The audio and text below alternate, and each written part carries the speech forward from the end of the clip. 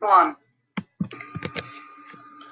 Hello, everyone. My name is Heather Hatcher, and I am hopefully going to teach you something new about Erikson's stages of psychosocial development. For those of you that don't already know, Erik Erikson was born in June 12, 1902, and passed away May 12, 1994. And he was a German American developmental psychologist and psychoanalyst known for his theory on psychological development of human beings. He was also really famous for coining the phrase identity crisis. Despite lacking a degree, Erikson served as a professor in many prominent institutions such as Harvard, Yale, and Berkeley. In 1959, Erikson's theory of psychosocial development was coined, and he had 8 distinct stages, 5 of them occurring before someone turned 18 years old, and the 3 further stages occurring into adulthood. Almost similar to Sigmund Freud, Erikson maintained that personality develops in a predetermined order and built upon each previous stage. That change, we like to call it the epigenetic principle. During each stage, the person experiences a psychosocial crisis, which could have been either had a negative or a positive outcome on the person's personality development. According to the theory, though, successful completion of these stages could result in a healthy personality and the acquisition of a basic virtue. And the basic virtues are characteristic strengths which the ego can use to resolve subsequent or future crises that would come. Failure, however, to successfully complete a stage can result in a reduced ability to complete further stages and therefore an unhealthy personality and sense of oneself. So to jump right into it, the very first psychosocial crisis that occurs during a person's life occurs from the ages of 0 to 1.5.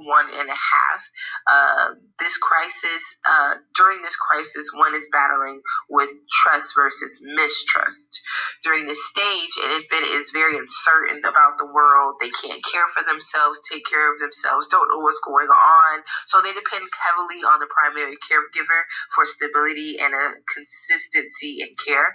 If the care of an infant is consistent, predictable, and reliable, then that infant will develop that sense of trust, which will carry them on into other relationships, and they will be able to feel secure even when threatened. Success in this stage will lead to the virtue of hope. By developing a sense of trust, infants can have hope that in new crises that arise, will be a real possibility that other people will be there as a source of support. Failing to acquire this virtue of hope, however, will lead to development of fear. The second psychosocial phase in Erik Erikson's development is autonomy versus shame and doubt. And this stage occurs between the ages of 18 months and 3 years. A child in this stage is developing more physically and becoming more mobile and discovering that he or she has the abilities and skills to do things on their own, such as putting on their shoes and picking out the toys that they want. Erikson states that it's essential for parents to allow their kids to explore the limits of their abilities within an encouraging or nurturing environment that is tolerant of failure. So falling off a chair once, it may hurt the child, but it won't hurt that child. A child needs a delicate balance, which is given from their parents. They must not try to do everything for the kid, but the child needs to fail at particular tasks and know that they're not criticized and know that their failure is just an accident. The aim is for the child to get self-control without losing self-esteem. Success in this stage will lead to the virtue of will. If a child in this stage is encouraged and supported, and then there will be an increase in dependence. They will become more confident and secure in their own ability to survive in the world.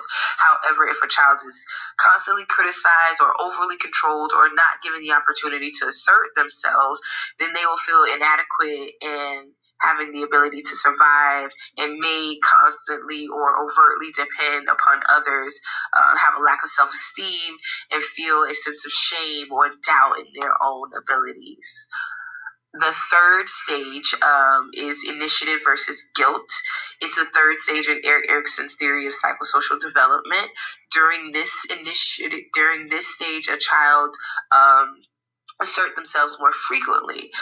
Children regularly interact with other children in school. Play is extremely important, which provides children with the opportunity to explore their interpersonal skills through initiating activities. Children begin to play activities like making up games and initiate activities with others. And if given the opportunity, they can develop that sense of initiative and feel secure in their ability to lead others and make decisions.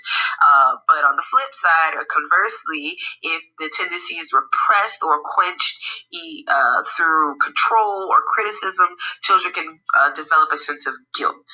They may feel like a nuance to others and will therefore become followers and will lack a self-initiative. It is in this stage where children begin to ask more questions and their knowledge grows. And if parents treat the questions as trivial or as a nuisance or make the child feel embarrassed in any way,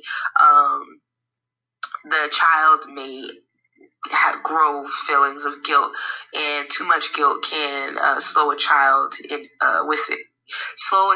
interaction with others and inhibit their creativity. So some guilt is, of course, necessary. Otherwise, a child will have no self-control or no conscience. But there's always, in every single stage Erikson has, there has to be a healthy balance between initiative and guilt. You want your child to develop the virtue of purpose in this stage.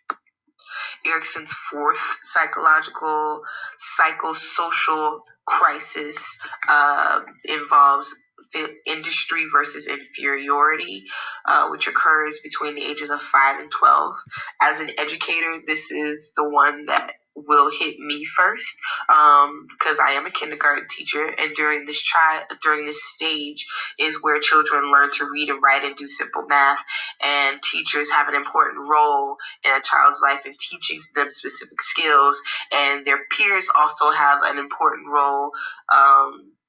Their peer groups will gain greater significance and will become a major source of a child's self-esteem.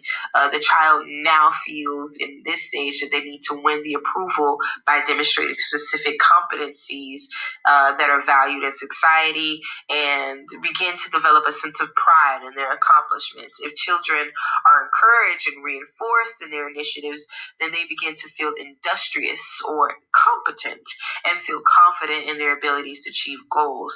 If this initiative is not encouraged or is restricted by the parent or the teacher, then the child begins to feel inferior, doubting their own abilities, and therefore may not reach his or her potential. If the child cannot develop the specific skills they need, that they feel the society is demanding, they may develop a sense of inferiority, and some failures may be necessary, however, for children to develop modesty. But you need that balance, again, between competency and modesty. The goal is for the child to gain a sense of competence. That's the virtue that they're seeking in this stage between age of 5 and 12. The fifth stage is identity versus role confusion, and it occurs during adolescence from age of 12 and 18.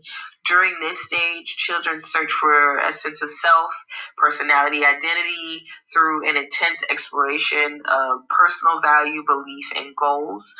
This is a major stage of development where children will learn the roles he or she will occupy as an adult. It's during this stage that adolescents will re-examine their identity and try to find out exactly who they are. Erikson suggests that two identities are being explored: their sexual and occupational identity. And It's during this phase or stage that body image changes and their sense of body image changes, and children can feel uncomfortable about their body for a while until they can adapt and grow into